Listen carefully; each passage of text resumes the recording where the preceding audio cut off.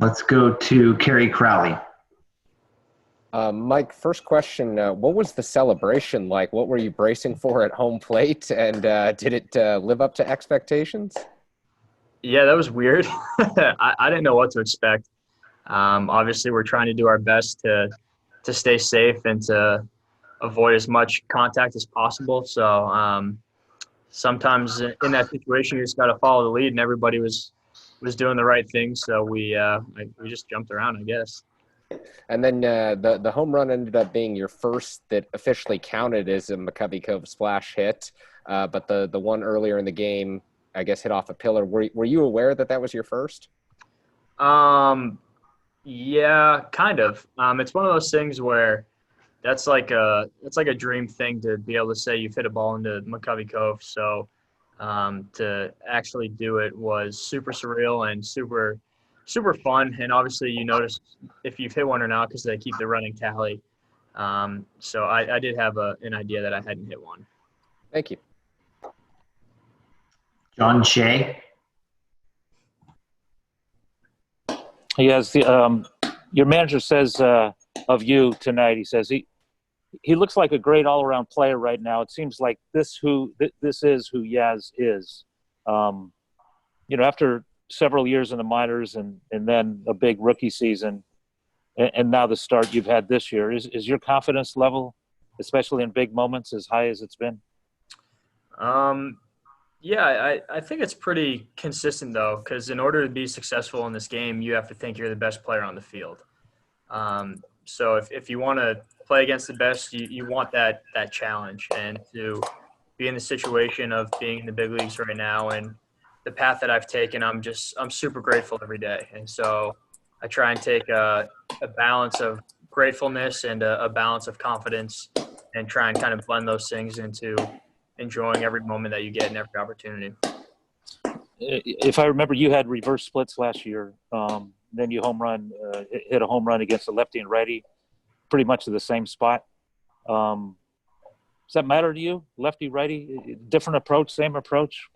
I try not to have it be different. I think maybe it changes for which lefty or which righty. Obviously, your approach is going to be different, but in terms of having it just strictly be a left-hander or right-hander, same thought process of being confident and enjoying it. So I know it's one of those things that baseball history has told us that left on left is supposed to be very strange, but you just have to try and treat it the same. Thanks. Let's go to Sam Pasco. Hey, Mike, how you feel in the leadoff position? You had some great success today, and Kapler said you could stay there long term, but also potentially move to the heart of the lineup as well. I just want to be in the lineup. Wherever 1 through 9 doesn't bother me. It's not going to change my approach. I just want to be helping the team win however we can. So I'm willing to hit wherever I need to. Andrew Baggerly. Hey, Mike, I'm just wondering, first of all, did you face a Paddock's changeup in your virtual reality? Did you have that one loaded in? Yeah, I've been using that a bunch, and the Winter VR has been an incredible tool for me in terms of staying locked and focused and being able to get extra reps if I need it. So, a big thanks to those guys for, creating that product and allowing us to take our training to the next level. You really think, though? I mean, could you face Paddock in that, and did you have his changeup loaded up, and did it give you a better idea of just what that pitch looked like? You can select like individual pitches, but I haven't been doing that. I don't really like to try and tunnel myself into one area. So I think if I see the same pitch over and over and over again, I get too hyper focused on it instead of just being a natural hitter. So trying to just balance fastballs, curveballs, changeups, all of it. Thanks. Let's go to Alex. Hey, Mike, you kind of broke through last time at the same time that Solano was really making a name for himself with you guys. What have you thought of the week he's had and just the fact that he's been able to continue what he did last year? He's one of the best hitters I've ever seen. He doesn't get his nickname Donnie Barrels for nothing.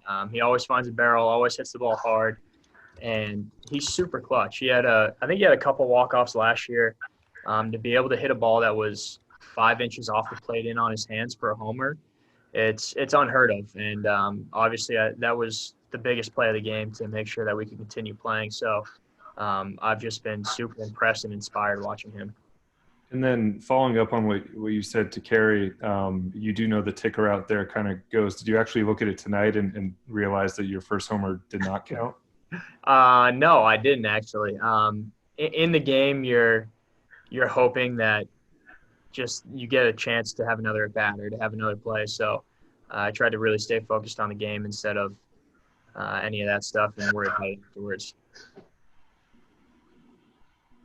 Let's go to Maria Gordado.